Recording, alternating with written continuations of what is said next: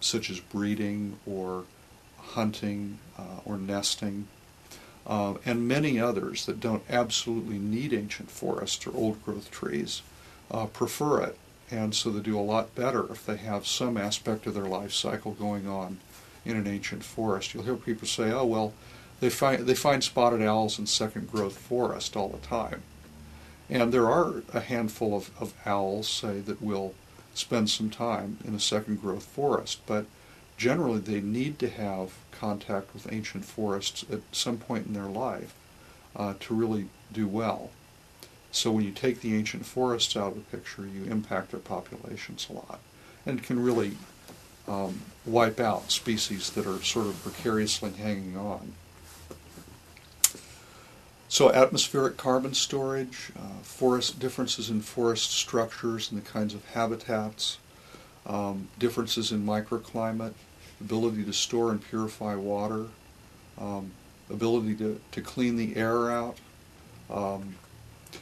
to create diverse ecosystems. Ancient forests are much more diverse.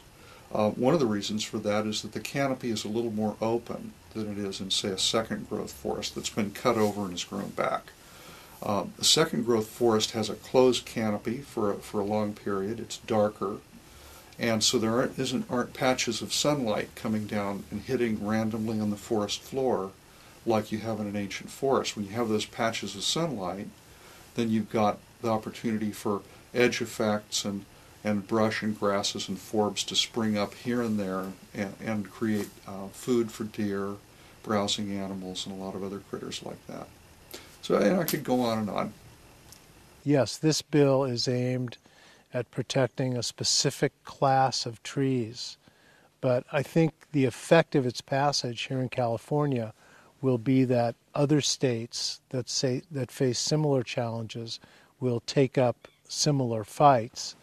And I think that it will have an effect that goes beyond our borders, and may actually help people to see how important the overall resource of our forests is. Because we can't really say, okay, these trees that were alive in 1850, we're going to treat them well, but we're going to clear cut everything else. Because that's what's getting us into so much trouble.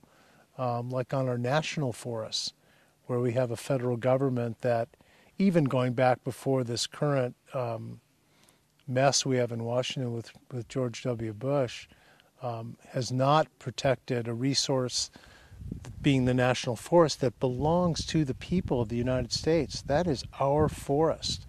And we're allowing the logging companies to make enormous profits off our public resource, and we're paying for it. It costs us taxpayers $1 billion a year to have our natural resources raped by timber corporations. So there's an educational effort that needs to happen with respect to these trees that are more than 154 years old and that are of a certain size. But what's really needed from that point is a more general appreciation of the importance of forests. And we've talked about what some of those, reasons that forests are important are. But we just need a much higher level of public consciousness about the importance of our natural resources, and certainly including our forests. Yeah, well, I'll throw in one more little factoid. Think about this. When you clear cut a slope of land,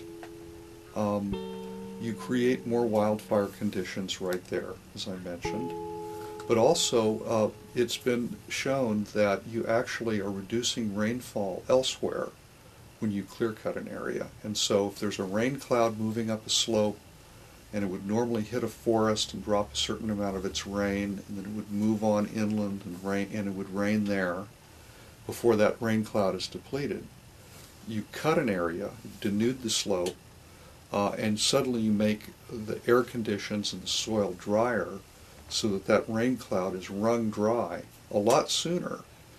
And when it moves over the ridge and goes to the next ridge where it would have dropped more rain, it's a lot drier, and you have reduced rainfall inland.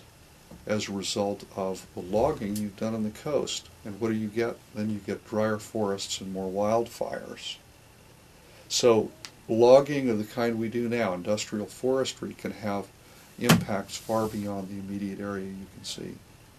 I guess I'll just end with that one. Yeah, that's actually something I was trying to explain it to my brother, and I didn't know exactly how to articulate it, and he didn't believe me. And I was like, "Well, I know people have heard You people tried to tell him talk about that? it." Yeah, it's really true. You ruin enough microclimates, and you change the macroclimate.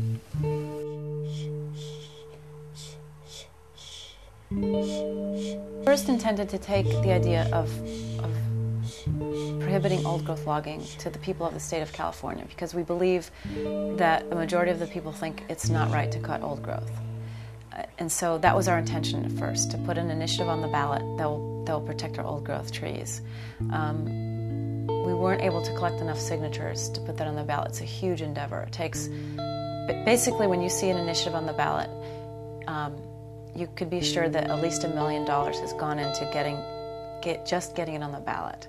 And when we undertook this effort, many people said to us, "You shouldn't do that unless you have $1 million." And we said, "Well, we don't have $1 million. We've got to start it." And so we did. We tried to do it with an all-volunteer effort, and we didn't get anywhere near the amount of signatures that we needed. We weren't able to get it on the ballot, but while we were collecting signatures, we had a senator from Oakland, Don Parada, come forward and say that he was willing to carry the language as a bill in the state legislature. He has since been elected as President Pro Tem of the Senate. Okay? And so what we did is we went through the Senate. We passed the Senate in the summer of 2002, I believe it was, 2003. And then we were in the Assembly just this last summer, and we weren't able to make it through. We had some incredible hurdles there. We had a lot of opposition. The timber industry was working hard to kill this bill. By the end of the thing, it had passed the Senate, it had passed several other committees, and picked up 39 votes, we think, that would have voted for it if it had gone to an Assembly floor vote. That would be the last stop before it goes to the governor for signature. It needed 41, so it was 2 votes shy, according to our head count of the vote total it needed. Why it's important is that it focuses on saving the last 1% roughly of ancient forests that are still vulnerable to be getting cut down, and on our non-federal lands, the ones we can impact with a state law. We're going to try to do it again in January. I mean, we've raised the profile of the issue, and in so many instances, it's all about educating our legislators. I mean, you think that everyone knows that these trees are huge and incredible and we shouldn't be cutting them. And just because we all know it doesn't mean all the legislators know it. And there's plenty of really good people from Los Angeles and the southern part of the state, for instance, that just don't know about the issue, or they didn't know about it until we had the bill and it was in front of them. So that the next time we come back, we know more now what we'll be up against than we did the first time around. And so we're going to give it another shot. Hopefully we'll win this time. So we're going to we'll introduce this legislation hopefully in January, and we'll be making our way through the state legislature again this year. And hopefully we'll get it through and get it onto